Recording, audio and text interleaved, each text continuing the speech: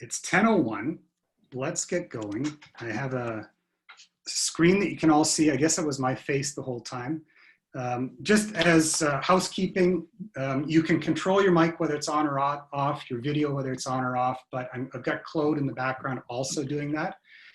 We will open it up for conversation shortly. We're going to move very quickly. There's about a slide per minute. We won't be landing on all of them. I've heard it said in a number of places recently that with COVID self-isolating, fewer people going outside, that the planet is starting to heal itself. Interesting thing is, the planet is not here for that. That's not why the planet's here. I'm completely confident that we'll sort this out. And the question that I want to ask you is, what are you reading? And if you can find chat and put something in there, I would love to know. In 2012, I read this book, Abundance by Peter Diamandis, The Future is Better Than You Think. Basically, the concept is we've been on the brink of extinction many times, and humans are very resourceful and will figure things out. Arlen Dolan shared Fearvana by Nanavati Akshay. Haven't read it yet, but I'm going to get to it. And Marty Gunderson shared with me The New Cyber Decade by Barbara Gray, which I read last night. Would you please put your book recommendations there? Gordon Wasik is on the call. Okay, can you not bring him in? Claude, do you want to mute everybody except for me, please?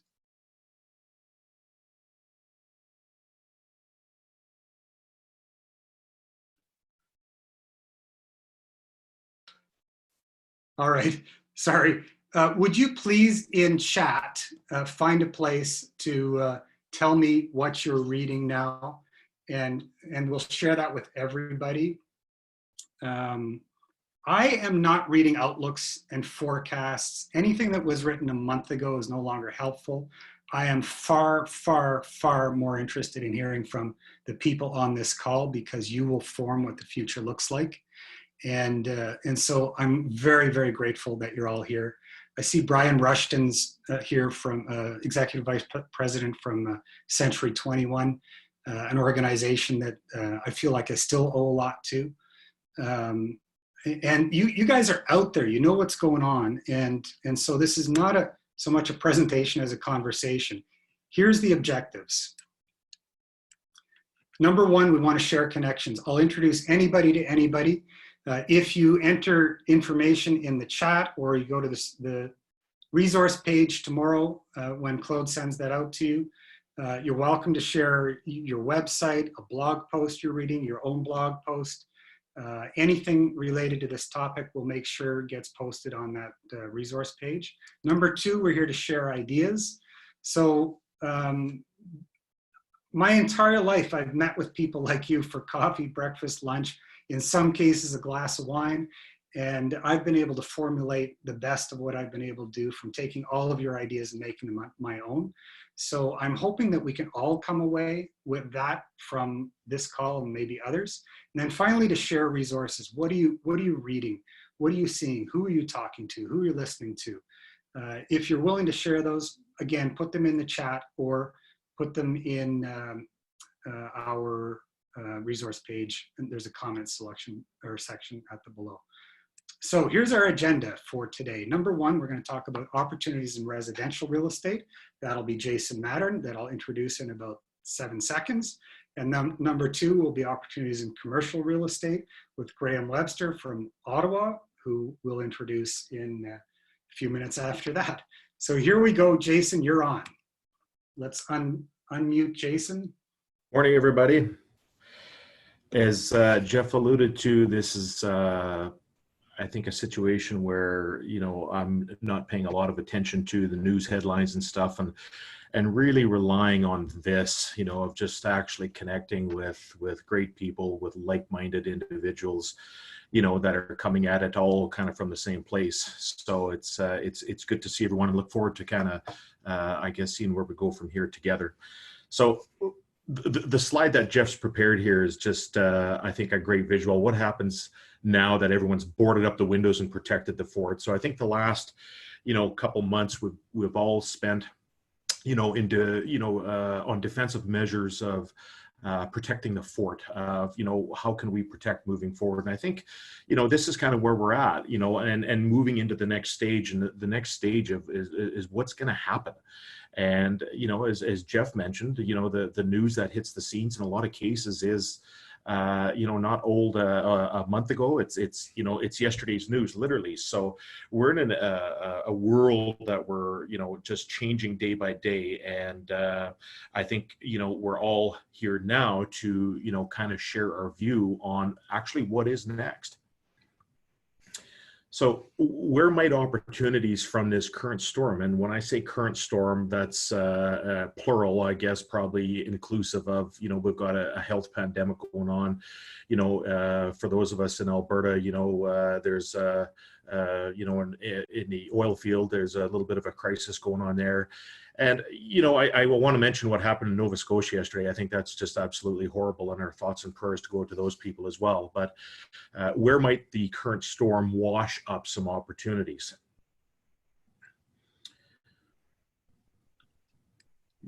There we go. So how do economic downturns historically create opportunities? And I think, we can look back historically, and we can all look at, our regional areas, our area of expertise, and we can look at how opportunities have created. And I would probably say, that's the way to approach this. But in this, I can say personally, in 20 years of being in the real estate business, I've never been through anything like this. And, I find myself turning to a lot of discussion with, people that are smarter than me. I'll say people, that have the same values, I think, in life, and trying to achieve the same thing. So I guess looking at some of the opportunities in the residential real estate sector,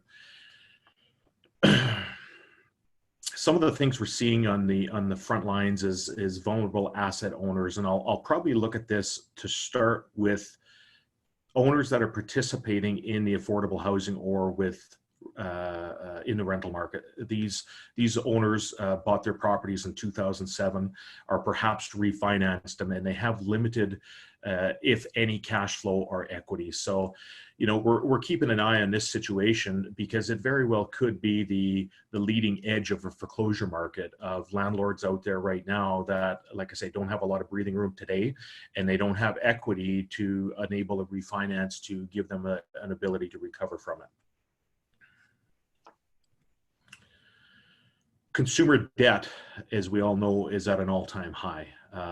And in a lot of cases, I guess my opinion on that is, it's not so much the housing expense that people are incurring, but, consumer debt. People that bought a home 10 years ago, and in the meantime, have bought an RV, they bought a new car, the kids needed braces, they went on a holiday, they bought new furniture, and all of this is kind of coming to a head now. And especially with, income, in a lot of cases, drying up very quickly.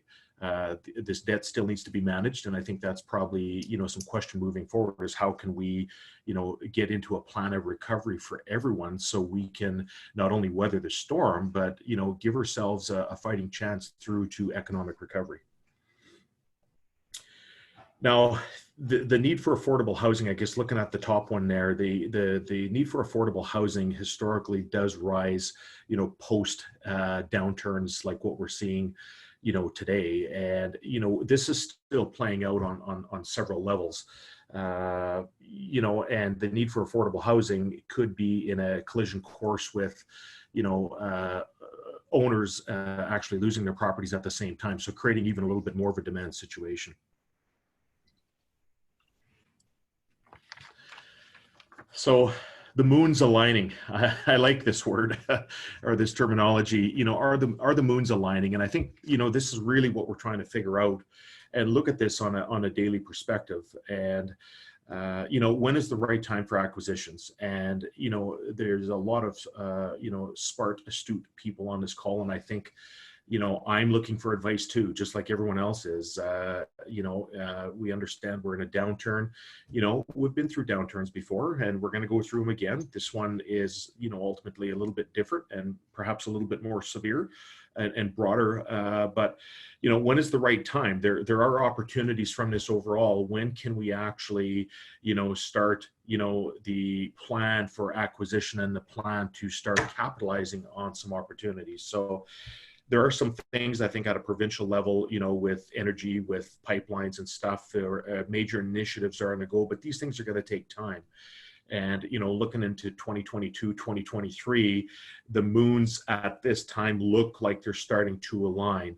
And I'll say at a provincial level in Alberta, and we've got a lot of people on the call from other regions and sectors in the country, and but it's all going to help with the energy that Alberta is looking to produce. So there are people on the call from all parts of Canada right now. Fantastic. And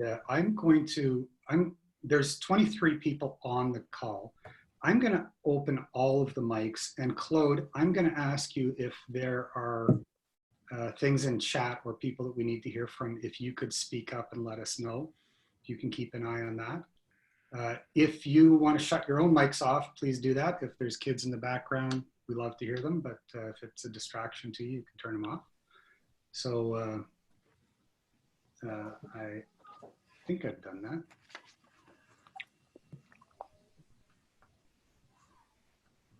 Yeah, it said we're unmuted. Okay, so some are still muted. That's good. Okay, so I've prepared a few conversation slides as well. But what are you guys seeing right now? Ryan, what are you seeing in? Are you working in Toronto or Ottawa? Normally I'm working out of Toronto, but given the situation, I'm actually camped out in Ottawa. I've been talking to a lot of guys more on the commercial side, retail strip plazas. They're challenged because a lot of their businesses, a lot of their tenants are service oriented. And these are guys that are just trying to figure out how to survive and maybe hopefully reopen once things get back to normal. We're talking dry cleaners, haircutters, little cafes, mom and pop type operations, and it's very difficult right now.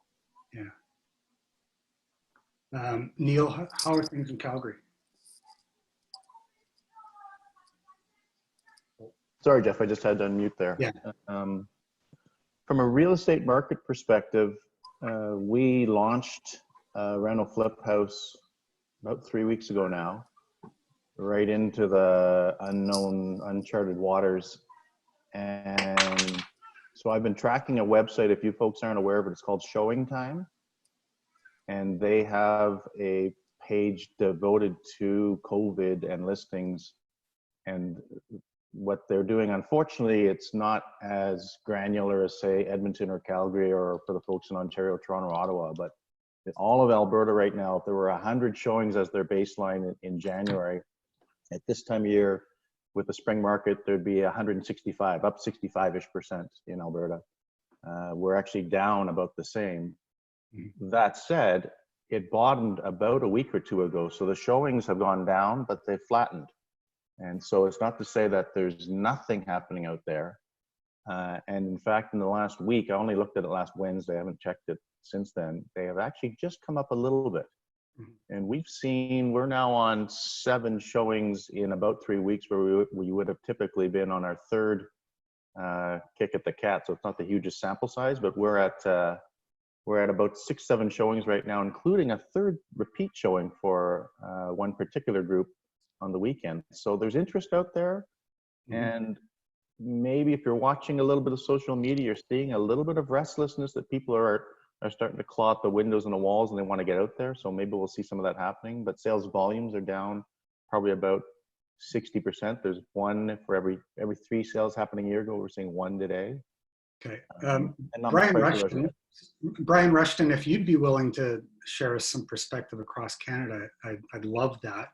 In the meantime, I'm just going to move to another slide that just to kind of prompt your thoughts, everybody. What behavioral changes are likely to outlive this crisis? We're doing a lot of things differently. We're meeting on Zoom now. We would have been having coffee 2 months ago. What's the impact of technology? People are becoming more comfortable. They're working from home. What about commute? New creative ways of delivering entertainment, goods, and services. How is it going to change our communities? Can we epidemic proof our property for the future? Will there be changes in building codes? I think we have a few builders online as well. What's coming down next? Brian, did you hear me? And no, maybe you're not there. Okay, that's fine. Does anybody? Hey, good morning, Jeff. Oh, Yeah, I'm here. hey, great to have you here. Thank you. Thank you for the invite. You get a view of the whole country. What do you see? Well, it's a mixed bag across the country, obviously. Centers like Montreal, Toronto, Calgary, Vancouver certainly have been hit from the residential side. It's been the biggest impact that we've seen. And we've got ranges in those cities anywhere from 60 to 80% down compared to the first 15 days of April of 2019. So that's pretty significant in our industry, obviously. In more rural areas or smaller centers, we're not seeing that dramatic of a decrease. Atlantic Canada, yes, it's off, but not considerably. They've been able to, in some of those communities, actually continue to do business. In Quebec, unfortunately, we've not been deemed as an essential service, so our hands are pretty much tied in the province of Quebec right now, and Montreal is a big market for us, obviously. But we've got some jittery folks, there's no question about that. Most of our business, 92% of our business is residential resale. So I'm not that familiar with the commercial side, but certainly we're going to go through the next 3-4 months probably from a cash flow crunch in our industry, because as you well know, anything that we sell today is not going to close for 60 or 90 or 120 days anyway. So the fallout of this in the real estate business is probably not this month or next month, because we had a good January, February, and up to the middle of March. The fallout is probably going to happen in July, August, September, that range, depending on how soon we come out of this. But that's kind of a very broad stroke, Jeff, if that's of any value to you. Thanks. I saw this article this morning, low rent billboard in downtown Toronto. Finally, good news for renters as prices are expected to lead to property decline. We don't expect that as much in Alberta. I think, Jason, are you still? Make sure Jason's. Yep, I'm here. Yep.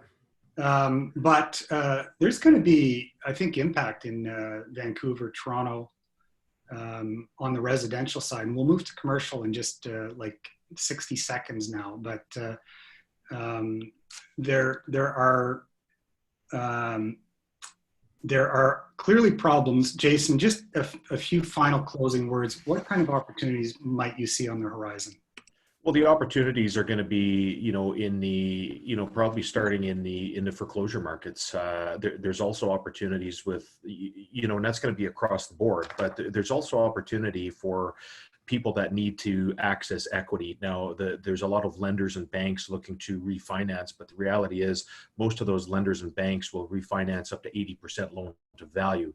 So in an example of a $400,000 house, typically in Edmonton here, that is $80,000 left on a table that they're not able to access. So I think there's some opportunities, to buy those homes, to get people out from underneath a consumer debt situation. And just in closing here, I think some of the things that, we don't know, and I certainly can't say or would never profess to say what the outcome is.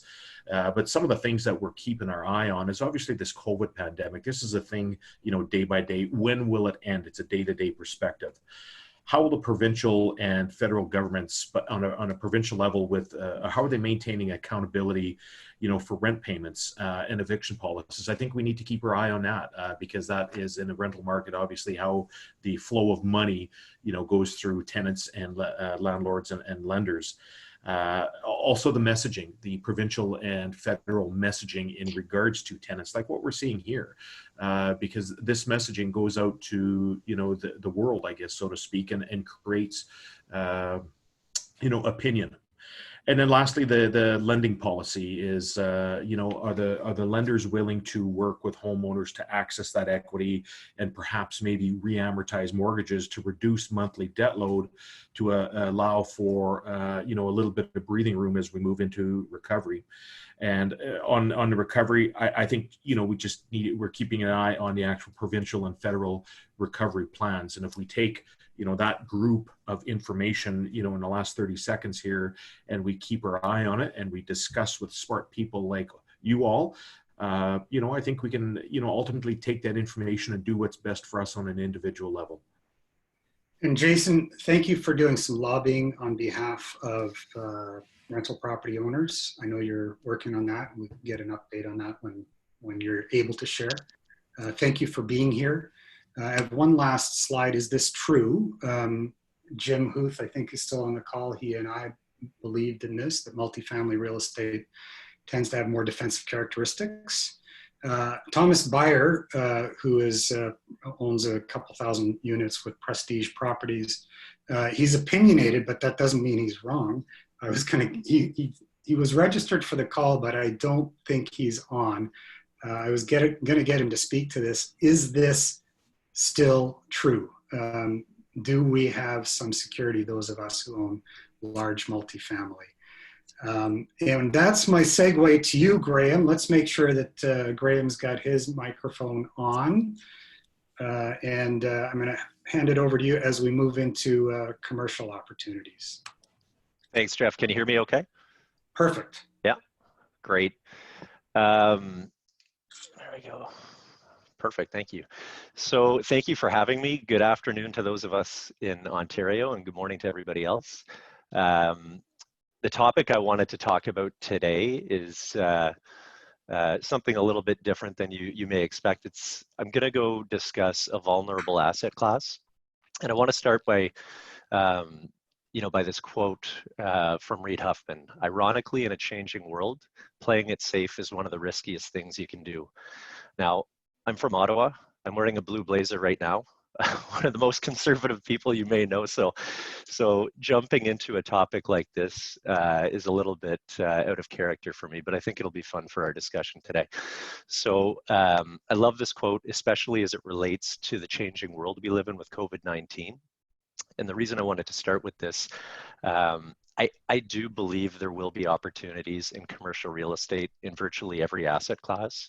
So from office, retail, industrial, multifamily, and in some cases land. And I don't think it's exclusive to any one market in this country, or quite frankly, the continent. So, in times of uncertainty, what I've seen when I got into this business in 2004, going through 2008, I kept hearing this term, flight to quality.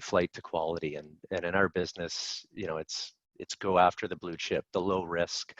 So for today, I'd like to flip that on its head a little bit and say flight to opportunity.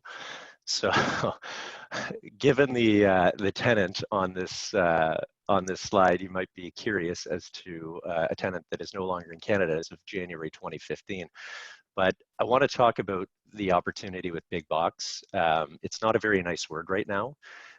Leading into this epidemic, it was already a fairly vulnerable asset class. So I'd like to walk you through what it is, how we're doing, where's the opportunity, and give you an example of what this looks like, what this kind of big box retail conversion looks like. So Jeff, if you don't mind moving to the next one. The overview, I don't mean to sound like Debbie Downer, but I'm going to give you some stats and a couple of stories. I'm on the phone anywhere from 40 to 60 calls a week with other people just to get a sense of what's going on in the market and hearing people's stories. This isn't news, but as I said, big box retail has been suffering over the past 10 years, especially with the influence of e-commerce. We've seen stores like Target disappear in 2015, Future Shop, and some other retailers evaporate from the market. So, in addition, we've seen groups like RioCan divest of some of their non-core assets that have no short-term residential redevelopment play. And that's fairly true in every major market in Canada. What's really interesting is we're 35 days into this COVID crisis. And I think the response in the market is fairly shocking to me from some of the existing retailers. Good Life, nationwide, they're anywhere from 20 to 50,000 square feet. They have sent every landlord in the country a letter, not asking for deferral, but dictating that they're not going to be paying rent. Staples, they're a 15,000 to 20,000 square foot footprint. They have 350 locations. They've sent out a similar letter to most of their tenants. Canadian Tire, who owns National Sports, Paderno, Party City, prior to this had agreed to shut down those brands and bring them in-house. So this is an opportunity for them to basically absolve themselves from some of those leases. PetSmart, 140 locations in this country, 15 to 25,000 square feet. The Brick, Leon's, and the list goes on and on. So again, we've only been through April 1st in terms of a rental due period, and we've seen so many responses from so many retailers that you would think are doing fairly well. So going into this COVID epidemic, the tenant struggles are massive, and some of it's opportunistic for sure. But to Ryan's point earlier, some of the smaller, the dry cleaners, the restaurants, the local tenants are struggling pretty badly right now. So big box is also some of the lowest rent in retail on a price per square foot. Anchor tenants can pay anywhere from $15 to $18 a square foot, sometimes less. So that, just to give you some context, that's about half or a third of what it is for other retail that you can be paying money on. So it's low rent, big box, no common area. The physical attributes are high ceiling, well located, typically off the highway, dock loading, grade loading in some cases, high parking ratio, and low site coverage. So there are some great physical attributes that we do see in big box retail.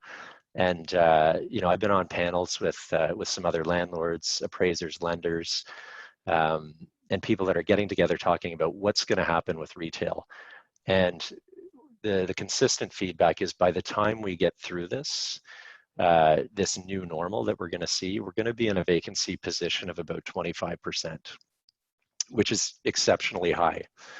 And that can be fairly scary for an asset class. And just an interesting tidbit of information, the Eaton Centre in Toronto, which is 1.7 million square feet, everybody shut down there.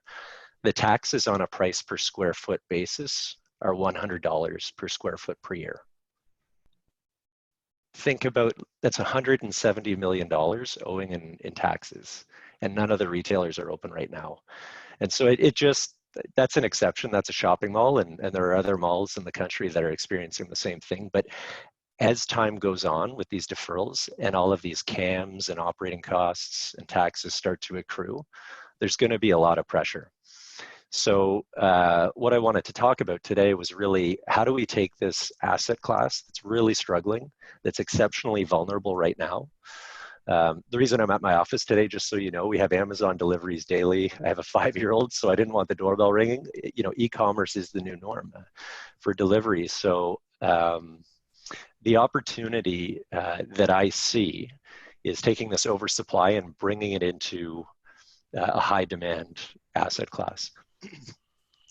And at the Toronto Real Estate Forum and the Ottawa Real Estate Forum, both of the top desirable asset classes to own in commercial real estate in 2019 was multi-bay, high ceiling industrial. So if we take a look at the physical attributes of the big box retail, and we take a look at, a high demand asset class with an exceptionally low vacancy rate of industrial, and you can see in the notes as of Q4 2019, it's 2% vacancy. To me, this is a perfect storm for this oversupply. Can it get repurposed? And can existing landlords, take the low cost of conversion and invest in these, Staples, National Sports, and convert it to something that is in high demand right now? So some of you may be saying, well, you know, the rental rate for industrial and retail is quite different. It is in virtually every major market, but the continued cap rate compression on industrial and the already, you know, 100 to 150 basis points differential in both those asset class almost offsets the perceived reduced values. So I don't know that this is going to be a massive trend overnight, but I see pressure on the undersupply of industrial and the abundance of vacancy that we're going to see in this big box market, and it's going to trickle down to other retail too. So I see this as something to look out for, and if you're a landlord that owns this, I think it's something to pay attention to. This is an example. This is just a local Ottawa retail plaza that we sold last July, and Ottawa's got a very tight industrial market, as does every other city in the country. And our client, who is a flooring company, said, you know, PetSmart just acquired this company called Chewy.com. It's an e-commerce division that's supplying their customers with delivery. And he said, I'm willing to bet that in 4 years, when the renewal comes up, maybe they don't renew. And he was able to buy this as an investment for the next 4 years. And when and if PetSmart leaves, he was going to occupy the space. There's dock loading, 28-foot clear ceiling height, exceptional amount of parking. And I don't believe that when he goes to convert this, the city is our municipality will probably not fight him on the zoning. I think every municipality in the country is going to be looking for creative ways to bring in taxation revenue. So this is a small example that happened last July, and this is pre-epidemic. So something to look out for as an opportunity in a relatively vulnerable asset class. And right now, if you talk to some of the lenders, the rhetoric around lending on retail is, I think RBC in our market has shut the door virtually on anything retail. They're stress testing at a very unfavorable, with unfavorable terms. So they're really turning off the taps for retail. So I think if you have a story of converting, even for existing owners, to repurpose this and refinance, to me, this is something I hope we see more of. So yeah. So thank you, Graham. Did you have more? Or we'll let you get into more words. We're gonna. Let's try to keep up with the pace of the slides. We're going to unmute everybody. Jim Maynard, you had your hand up earlier. Is there something that you wanted to share first, or is that past? It must have been a finger fault, Jeff. I'm just here soaking it up. I'd love to see you. I'd love to see you face to face again sometime in Vancouver. Find you in a coffee shop. It'd be great. There are people on this call. Jeff Stork, when you first came on, I said we'd love to hear from you. Do you have some thoughts that you'd like to share? Yeah, thanks, Jeff. As everyone knows, and it was already referred to, the retail is getting hit pretty hard. We only received payment of 58% of the total rent due for our portfolio wide. 80% from office and 99% from industrial. So we're struggling. I mean, we expect rent payments from the big box. We're getting some similar letters stating that some of these guys are refusing to pay, but we do expect to be getting paid for these eventually, as they do have terms unless they plan on going bankrupt. But it's a struggle, especially with these small guys. The guys who were struggling before, they're going to be gone, unfortunately, pretty soon. And we're trying to work with them, defer as much as we can. But it's day to day, a lot of paperwork, a lot of deferments, so no rent reductions, just deferring of rent and doing our best to collect what we can. Do you agree with what Graham was saying about conversion of retail? Yeah, it's interesting. I can definitely see that happening. I don't see a lot of these spaces being backfilled anytime soon. So it's an interesting idea. I could see that happening for sure, but I don't manage as much on the industrial side. I don't know, but it seems like they're doing pretty strong because we received essentially all the rent from all our industrial tenants April 1st. So I think they're doing just fine. Okay. Jim Huth, at least tied for one of the smartest guys I know. You are involved in this space as well. What do you see? Well, my interest is actually more in the macroeconomic level of things, because I think we're sitting on the verge of a major shift in monetary and fiscal policy. And I think we're going to see a major shift in sort of the socioeconomic framework of how we do business. The one comment I wanted to make was there's an analysis by Ray Dalio that was posted on YouTube about a week ago. I put it in the thread, and I highly recommend that if you haven't already listened to it, it's absolutely worth listening to. It's an excellent piece of analysis at a macroeconomic level. So, Great, thanks. Graham, we're going to come back to you in a few moments. Does anybody else have anything they want to jump in on? Jeff, I have a question or a comment to Graham there. I thought that was great analysis. Thank you. One of the things that I've been reading and learning more about, I mentioned that book that I've really taken part of, basically talking about disruptors and technology advances and trends. And this was before COVID. And I actually feel that with COVID now, it's accelerating that those trends and disruption. Yeah. And a couple of things that, I mean, in her book, Miss Gray talks about like ghost town economy, where there's ghost schools now. Everything is, online. My kids are homeschooled now and distance learning. There's ghost churches, like you do Zoom Bible studies now, and obviously ghost businesses and concepts like flex office space, where the WeWork model or some of these other guys that are taking real estate and kind of piecing it out, I think is going to happen more and more now, because you realize that, oh, maybe I can do some work remotely or in a smaller office space. I think that's a trend. And when you said the light industrial, I another trend that I'd thought of was with this whole delivery system of food and the restaurants, all of a sudden the restaurants becoming less and less. They have less and less need for space to host a dining area. And there's these what they call ghost kitchens now. So where you just have a kitchen that's maybe shared by multiple restaurants, and they don't have a dining area. They just deliver food by Skip the Dishes or whoever, Uber Eats. So I just to reiterate, the trends that were happening before are actually now, I feel, even accelerating because of this pandemic. Okay, and this slide that was on here is that we're using different ways to figure out the future. One of them is me talking to you guys and hearing what you're saying. I'm so grateful for that, Graham. I want to come back to you. I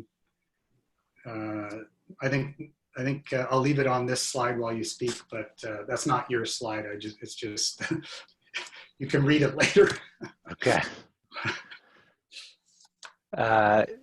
Yeah, do you want me to, you don't want me to respond to the slide? No, just. It's interesting just hearing the comment. I'm just going back to the WeWork comment, and one of the things that I don't have figured out, because there's just so much back and forth on, is really the office market. And is the fact that we need to be 6 feet away from each other offset by the fact that a lot of people are going to be working at home in this new market.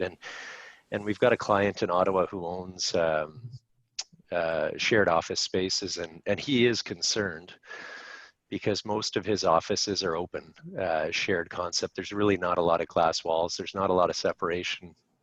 And the initial feedback and it's a member-based sharing space, and the initial feedback was there was a lot of fear coming in with other groups, without the traditional office walls. So one of the things in office that I've been thinking of is, are we going to go back to, you know, this idea where everybody's in an office, you know, a 10 by 12 office? Are we getting away from this trend we were going to? Even Deloitte in Ottawa went to this hoteling, this open space, you know, this minimal footprint of, you know, and again, I think this is nationally, but 150 square feet per employee. Is that going to go back to 250 square feet per employee? Is it going to be built walls? So office is one that I'm really keeping an eye on, because I'm not sure where it's going to go. So I'm really interested to see how businesses operate in this new world. So one to keep an eye on. There's people on this call who are really thinking about closing down their office and continuing to work from home because it's working well.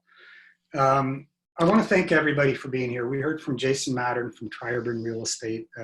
He is an active investor himself, a guy I trust. He's helped me to build what I've been able to build.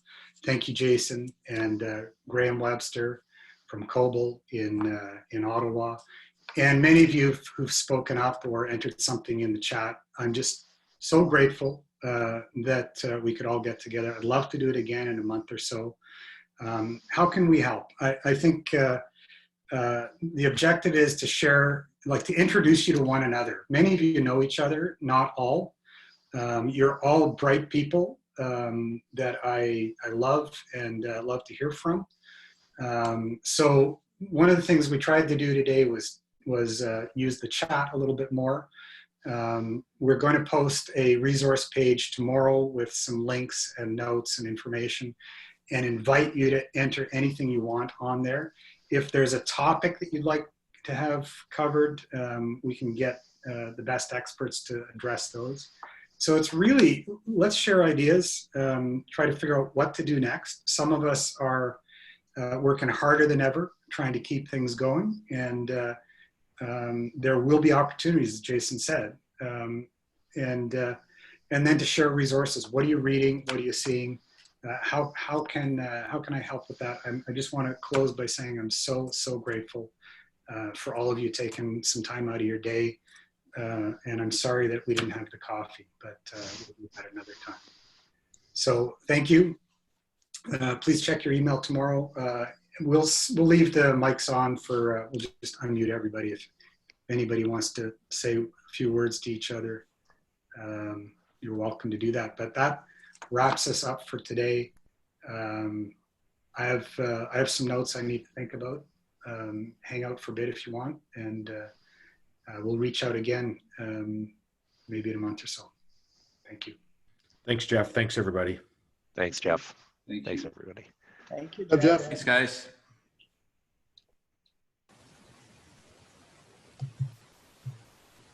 Garth, is your microphone on? I think it is now. Hey, how are you doing? There? I didn't see your face. There we are. Sorry, I had to come in late. I had something else on the go and couldn't get away. Yeah. And David Noble, I see, is on the line, but it's been saying connecting to audio for half an hour. Shanna, are you still alive? Alive? I am still alive, yes. You're in a challenging market. How are you doing? You know, some of it's okay and some of it's a little bit special. So you moved to Airbnb, not exclusively, right? Sorry, go ahead. Well, I was going to say, I thought you'd moved to Airbnb, but not exclusively. No, we basically switched from purchasing long-term rentals to purchasing short-term rentals. And we had started with short-term rentals in Edmonton, and then we started purchasing condos in Canmore. So Canmore is definitely, being a vacation town, it's pretty rough right now. Nobody's, for the most part, going on vacation. If anybody wants to go to Canmore, it's really affordable. I'm sorry Marty's gone. Marty bought an entire building of condos, and I think he's exiting them, but he got a really good entry at like 150,000 a door. It's insane. And where is this? Wind Tower in Canmore. Oh yeah, I've heard about that building. They have some plumbing pipe issues. Yeah, they have a lot of issues. Yeah. Yeah, we actually had discussed that whole thing with our realtor. If a person had the money to put into it, you know, to scoop up the whole thing and see it through, that would be a good opportunity. But that's, you know, millions and millions of dollars. Yeah. Well, but Marty did that, and I think they're starting to exit on individual units. Oh, he bought the. Oh, Yeah, I see. I wish he was still here. He would tell you I told him how to do it. Oh, fantastic. There you go. Well, next time I have how do I get something done? I'm going to call you and ask. We can maybe have a call on some of those things. That would be interesting. That sounds great. Yeah, we're looking to possibly exit some of our long-term rentals now. Just we've kind of, our whole team, we've sort of put on hold indefinitely, and we're managing everything ourselves. And, you know, the ones that don't make us as much money are less exciting to manage, you know, spend time for not much return. So. Yeah. And Gordon Wazik, yes. Turn on your microphone and say hi. Yeah, I think my microphone is on, is it not? Yes, it is. Well, I find as somebody who's not in the real estate, but who advises many, many entrepreneurial clients who are wrestling with their thoughts about where they do business and how they do business differently, and do they stay in their office or go remotely. This is a very interesting discussion to listen in on. Yeah. Yeah. So that's valuable to me as a person who's thinking of moving out of the office now entirely and working completely remotely, but I still have my feet firmly planted in the air about making a final decision. Okay, so while a friend of mine is still on the line, and there's a few of you left, if you owned a large dental practice right now, I know none of you do, only one of you does, but what kinds of things would you be thinking about? What kind of information could you pass along? Are you talking to me? Or well, I'm talking to Graham, I'm talking to Ryan, I'm talking to Jeff, I'm talking to John and Maureen. Oh, okay. Garth, Eileen for sure, if she'll speak to us. She's still there. Yeah, so I think number one, especially if you're leasing or if you own, I think you gotta, you know, we've represented a lot of healthcare clients, surgeons, dentists, rheumatologists, etc. And you know, the first thing we recommend is talk to your lender, just to at least figure out what your options are. The lender or the landlord? Well, sorry, if after the landlord, the lender, but the landlord, you know, as a dentist, you are probably the most secure tenant once things get back to normal. And even talking to my own dentist, I don't know what the temporary normal is going to be in terms of measures with patients coming in and leaving. But I would also, I would talk to your main lender as well, just to get a sense of what options are out there. RBC Healthcare has an amazing program. There are some banks that have amazing healthcare programs, and generally the banks, anything the government is doing is going through the major banks. But yeah, you've got to have a good relationship with the landlord, your lender. Ultimately, this issue is you know, with tenants and landlords, it's an interesting concept. Right now, it's a chain, right? You have the tenant, you have the landlord, the lender, and where does the buck stop? So yeah, definitely negotiate with your landlord or have a discussion about what options there are. Your landlord has to understand that you're in the same boat as everybody else, but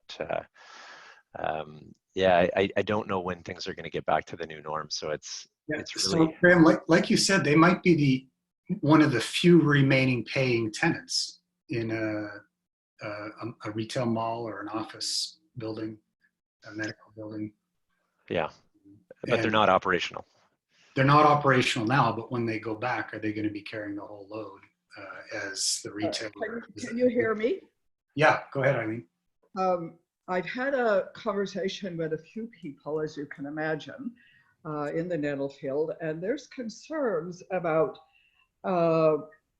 being next door to a dental office in a mall right now. I have a couple of doctors who are concerned what impact this will have on wanting to be my neighbor, sort of elbow to elbow, when there's such a focus on the profession itself right now, and how indeed it's going to find ways to protect itself. People are talking about, can we find a back door into our dental office as opposed to going in the mall? That's hitting me this morning. I had someone call me about, what do you think? How do we do it? What do we do? Will it have an impact on, you know, you're looking to rent space. You're looking as commercial investors to rent space. Would you rent next door to a dental office right now? Interesting. Well, folks, thanks for being here today. Jeff, can I just jump in for a sec? Yeah. So I may be the tech guy on the call. So, you know, I'm in front of 40 tech companies pretty regularly, and here's what I'm noticing: the ones that are racing to get out of their offices are looking at what aspect of their business they can technology enable first. So they're leaving in chunks, and so whatever they can't get out first. So one of the companies that I'm interested in is called Frozen Mountain, and what they do is they do literally online enablement, and they've got 100 universities standing in front of them saying, we need to be online, fully online in weeks. Normally it would take years, right? So what they're just seeing is that in the conversations I'm at, the first thing to be outsourced would be the developers, and the second thing to be outsourced would be customer success. And as they quickly offload the organization, their goal is to have maybe some central manufacturing if they have that, but they feel they can run the organization in a virtual model with technology and just the fact that they've learned to keep the culture alive and well from distance. And so it's a much rapider departure than I've seen. One company has got 15,000 square feet coming up in July. They will not renew. That's 15,000. And so they're taking the company apart in pieces by looking at how it's working remotely. And so just know there's always been pressure to be remote, but that what's happened is you've had this breakthrough in comfort that you can actually do it. Yeah. The tech's always been there. So yeah. Good. Where are you guys social isolating? I'm looking at your background. It's Tel Aviv.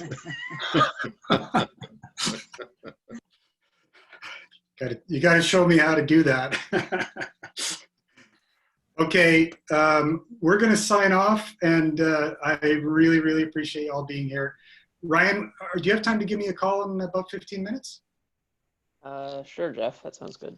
Yeah, I'd love to connect with you a little bit more. Okay, take care, everybody.